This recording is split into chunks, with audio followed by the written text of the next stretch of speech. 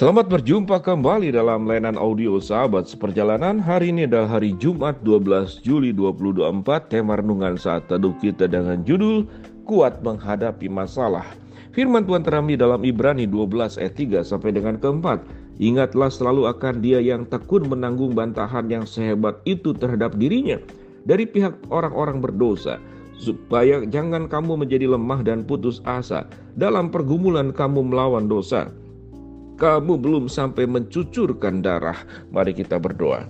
Bapa yang di dalam surga, kami ingin belajar tentang perbandingan penderitaan Kristus dan perbandingan dengan penderitaan kami, sehingga dengan demikian kami bisa menjadi orang-orang yang kuat dan tidak berkeluh kesah berlama-lama tatkala kami menghadapi berbagai macam masalah. Dalam nama Tuhan Yesus kami berdoa, amin. Shalom sahabat seperjalanan yang dikasihi Tuhan. Setiap orang diperhadapkan kepada masalah. Setiap orang punya masalahnya masing-masing. Setiap orang punya dukanya masing-masing. Setiap orang punya kesusahannya masing-masing. Setiap orang punya penderitaannya masing-masing. Namun ada sebagian orang punya respon yang berbeda di dalam berbicara tentang problem, masalah, dan penderitaan kesusahan yang dihadapi. Ada orang yang playing victim. Aduh, saya adalah manusia paling susah, paling menderita, paling kemudian sengsara menghadapi problem. Adakah orang yang lebih besar masalahnya daripada saya? Seakan-akan akulah dunia yang paling menderita. Bukankah keluhan-keluhan itu sekalipun tidak sehiperbol yang saya jelaskan tadi, itu seringkali terucap.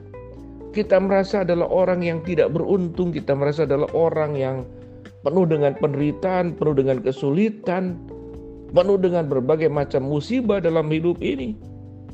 Sahabat seperjalanan yang dikasihi Tuhan, kalau kita berbicara telur mana yang kemudian lebih kecil atau lebih besar, tatkala kita melihat telur ayam, kemudian kita bandingkan dengan telur yang lebih kecil daripada telur ayam, maka kita sebut itu telur ayam itu besar. Tatkala telur ayam kita kemudian sandingkan dengan telur unggas-unggas yang lain yang lebih besar, mungkin dinosaurus, kita anggap telur ayam itu kecil. Tapi tatkala kemudian telur yang dihasilkan ada yang lebih besar lagi, maka itu perbandingan, kita menjadi kecil. Jadi sahabat seperjalanan, berbicara tentang masalah, maka menjadi besar dan kecil sangat bergantung dengan perbandingan. Kalau kita membandingkan kesusahan kita dengan kesenangan orang lain, yang namanya kesusahan dibandingkan dengan kesenangan, ini tidak apple to apple. Ini tidak sebanding. Mana mungkin kesusahan dibandingkan dengan kesenangan? Kok hidup saya susah, kok hidup dia senang? Karena kita membandingkan kesusahan. Orang yang senang pun mereka punya kesusahannya sendiri. Kita yang susah pun kita juga punya kesenangannya sendiri. Tiap rumah tangga punya susah, senang, suka, duka, satu dengan yang lain yang berbeda, yang tidak diceritakan. Kita tidak tahu apa yang terjadi di balik pintu daripada setiap rumah tangga. Kita hanya tahu rumah tangga kita. Lalu dengan perbandingan kita membandingkan sesuatu yang tidak setara. Kita tidak tahu bahwa orang lain pun mengalami sebuah persoalan yang tidak diceritakan, lebih berat dari masalah kita, lebih berat dari problem kita. Maka untuk menjadi orang-orang yang kuat menghadapi masalah, jangan kita membandingkan sesuatu lalu yang membuat kita merasa kita menjadi orang yang paling susah, paling mengalami musibah, paling menderita, paling sengsara. Maka pemikiran seperti itulah membandingkan kesusahan kita dengan kesenangan orang lain. Kita tidak pernah akan kuat menghadapi yang namanya masalah hidup. Tetapi sewaktu kita membandingkan dengan orang yang lebih susah dari kita, kita susah, tapi kita masih punya rumah tinggal. Kita punya rumah tinggal, tapi sewa. Ada orang lain yang tidak punya rumah. Ada orang yang tidak punya rumah, tapi masih ada atap di atasnya. Dia masih bisa berlindung. Maka sesungguhnya kesusahan sangat tergantung adalah ilmu perbandingan. Di dalam bagian firman Tuhan yang kita lihat, ini berbicara tentang perbandingan kesusahan kita dengan Tuhan. Ingatlah selalu akan Dia yang tekun menanggung bantahan sehebat itu terhadap dirinya dari pihak orang berdosa, supaya kamu jangan lemah dan putus asa. Dibandingkan dengan kesusahan Kristus yang melepas dia dirinya sebagai Allah datang menjadi manusia, lahirnya pun susah di kandang domba, perjalanannya hidup pun susah, terancam oleh berbagai pengejaran pembunuhan demi pembunuhan, rencana pembunuhan. Bagaimana Yesus kemudian disangkal oleh Petrus, dikhianati, dijual oleh Yudas, lalu kemudian disalibkan. Maka firman Tuhan berkata, kita tidak sebanding membandingkan kesusahan kita dengan sehebatnya kesusahan yang diterima oleh Yesus, supaya engkau jangan jadi lemah dan putus asa. Ayat keempat, dalam pergumulan kamu melawan dosa, kamu belum sampai mencucurkan darah seperti Kristus. Kamu belum mencucurkan darah seperti Kristus. Kalau kita bandingkan dengan Kristus, siapa kita? Kita sesungguhnya adalah orang yang menerima anugerah demi anugerah, kebaikan demi kebaikan, kasih setia Tuhan yang dilimpahkan kepada kita. Sekalipun mungkin perjalanan hidup kita, karena semenjak manusia sudah jatuh di dalam dosa, bumi ini menjadi tidak lagi sempurna. Bumi ini ada kematian, ada sakit penyakit, ada peperangan.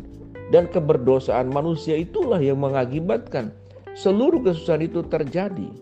Orang yang serakah menimbulkan kesusahan, membuat orang lain menjadi tertindas, membuat orang lain yang kaya menjadi kaya dan yang miskin menjadi semakin miskin.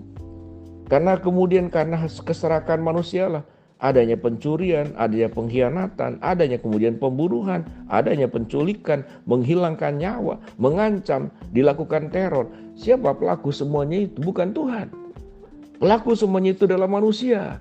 Manusia yang sudah berdosa. Orang lain bisa melakukan. Kalau kita tidak jaga diri dan baik-baik, kita pun juga akan menjadi pelaku. Kita mungkin menjadi korban pelaku kejahatan orang lain, tapi seringkali kita pun menjadi pelaku dan orang lain menjadi korban atas kejahatan yang kita lakukan. Mungkin kejahatan melalui kata-kata, kejahatan melalui sikap, kejahatan melalui dengan cara membandingkan, menilai, membicarakan orang lain, menggosipkan orang lain. Lalu kemudian merugikan orang lain di dalam banyak aspek, dalam pekerjaan kita, dalam kehidupan sehari-hari, dalam kehidupan bertetangga, kehidupan berumah tangga, padahal anggota keluarga kita sendiri, anak, istri, suami, mertua, cucu. Semuanya yang dipanggil untuk saling kemudian memperhatikan, saling kemudian mengasihi, saling melengkapi. Bukankah terjadi luka-luka yang sangat mendalam, luka batin, luka pikiran, luka hati? Itu terjadi di dalam rumah tangga. Siapa pelakunya? Bisa kita pelakunya. Siapa korbannya? Bisa kita juga korbannya. Bisa juga kita pelaku untuk membuat orang lain menjadi korban. Maka di atas semuanya itu sahabat seperjalanan, biarlah kita menjadi orang yang terus mendapatkan kekuatan dari Tuhan dengan tidak membandingkan kesusahan kita dengan kesenangan orang lain. Jangan merasa menjadi orang yang paling malang di dalam dunia ini, karena ada banyak orang yang lebih susah daripada kita. Dan ingatlah, Yesus menanggung kesusahan jauh lebih berlipat ganda sampai mencucurkan darah, sementara kita tidak. Sementara Tuhan harus kuat dengan dirinya sendiri, tetapi kita yang lemah, Tuhan yang menguatkan, Tuhan yang menopang, Tuhan yang akan membuka jalan. Tuhan akan membuat yang gelap menjadi terang benderang, yang tertutup menjadi terbuka, sehingga kita menjadi orang-orang yang kuat menghadapi masalah. Sahabat seperjalanan, jadilah pribadi yang kuat, tegar, kuat, beriman. Jalankan tugasmu, jangan bersungut-sungut dan berlebihan mengomentari kesenangan orang lain. Kita berdoa. Bapa dalam surga, terima kasih buat kebenaran firman yang sudah kami pelajari. Hamba-Mu berdoa buat sahabat perjalanan yang sakit, Tuhan jamah sembuhkan. Yang sedang hadapi masalah, Tuhan bukakan jalan. Yang sedang berdoa mengharapkan sesuatu, Tuhan kabulkan dengan cara dan waktu-Mu. Dalam nama Tuhan Yesus kami berdoa, amin.